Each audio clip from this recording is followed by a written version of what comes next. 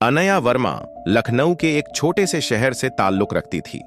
उसने दिल्ली की प्रतिष्ठित हेरिटेज यूनिवर्सिटी में अपने सपनों का कोर्स इंग्लिश लिटरेचर पढ़ने के लिए दाखिला लिया था। उसके लिए यह सब कुछ एकदम नया था।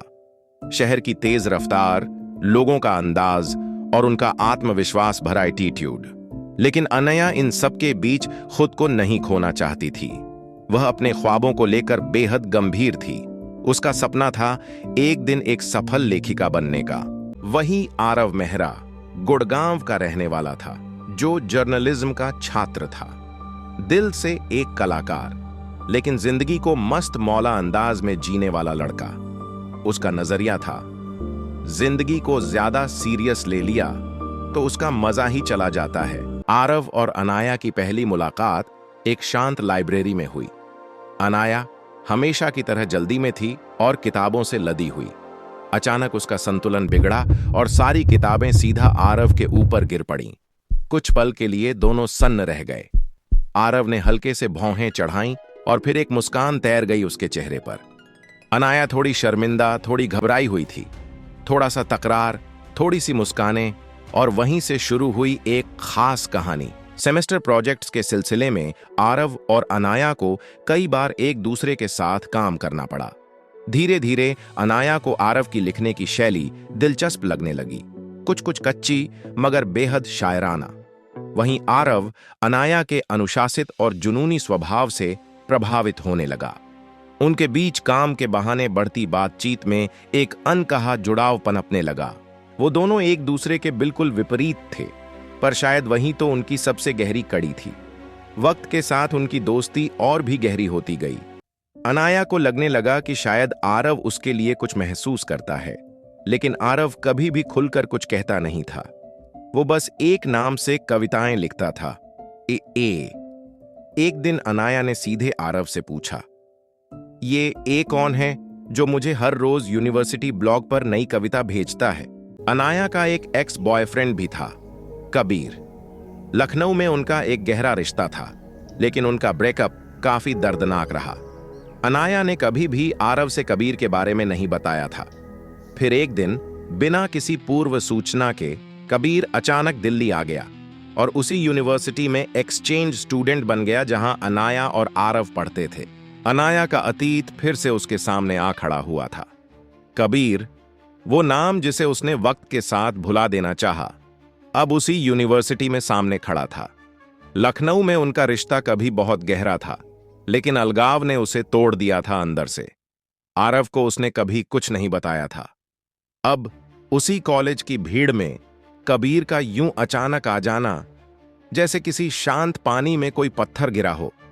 एक नजदीक आता साया पुरानी यादों की परछाइयों के साथ। एक शांत सी शाम थी।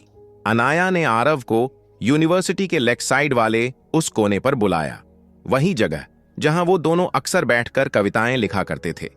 हवा में हल्की सी ठंडक थी और झील का पानी धीरे धीरे लहरों से बात कर रहा था। आरव जब पहुंचा तो अनाया की आंखों में एक अलग सी गहराई थी। उसने बिना किसी हिचक के कहा, दिल की बात, मैं बस तुमसे बात करना चाहती हूं, तुम्हें समझना चाहती हूं। तुमने मुझसे कभी अपने जज्बात क्यों नहीं बांटे? आरव ने कहा, क्योंकि मुझे लगा मैं तुम्हारे लायक नहीं हूं। तुम सीरियस हो, फोकस्ड हो, और मैं बस एक आम सा लड़का। अनाया ने उसका हाथ पकड़ा और मुस्कुराकर कहा, कभी कभी आम लोग ही सबसे खास कहानियां लिखते हैं। यूनिवर्सिटी में इंटर कॉलेज लिटरेचर कंपटीशन आया। इस बार का टॉपिक था अनकहे शब्द। आरव ने अनाया को बिना बताए एक कहानी लिखी। उस कहानी में उसने उन दोनों के बिताए लम्हों को एक काल्पनिक रूप दिया। हर वो बात जो वो कभी कह नहीं पाया, उसने कागज पर उतार दी। कहानी ने प्रतियोगिता जीत ली, लेकिन जब अनाया ने वो कहानी पढ़ी तो उसे एहसास हुआ कि वो कहानी दरअसल उन्हीं की थी, उसकी और आरव की। भावनाओं से भरी वो सीधा मंच पर गई और पूरे हाल के सामने कहा, मैं उस लड़के से प्यार करती हूं जिसने मेरी जिंदगी को एक नई कहानी दी। भीड़ सन्न थी और फिर तालियों से गूंज उठी। आरव धीरे धीरे मंच पर आया, आंखों में चमक और हल्की सी मुस्कान ली। उसने माइक उठाया और बस एक लाइन में सब कुछ कह दिया। और मैं उस लड़की से जिसने मेरी दुनिया को मतलब दिया, ग्रेजुएशन के अनाया अनाया को एक विदेशी स्कॉलरशिप मिल जाती है। आरव एक लोकल मीडिया हाउस में काम शुरू करता है। दोनों एक दूसरे से दूर हो जाते हैं। शहर, देश, वक्त सब कुछ बदल जाता है, लेकिन जो नहीं बदलता वो है उनका वादा। एक दूसरे के सपनों को पहले जीतने देना है। उस मोड़ पर 3 साल बाद एक बारिश भरा दिन था। अनाया अपनी नई नॉवेल उस मोड़ पर का बुक लॉन्च इवेंट कर रही थी। लोग तालियां बजा रहे थे, कैमरे चमक रहे थे और अनाया के चेहरे पर एक सुकून भरी मुस्कान थी। इवेंट खत्म होने के बाद एक लड़का उससे मिलने आया। उसके हाथ में एक कैमरा था और एक छोटी सी डायरी। आरव वापस आ गया था।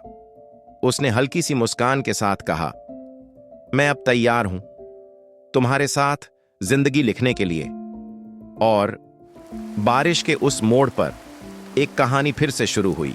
दोस्तों, अगर आपको कहानी पसंद आई हो तो वीडियो को लाइक करें, चैनल को सब्सक्राइब करें और आप इस कहानी के बारे में क्या सोचते हैं ये कमेंट में जरूर बताएं।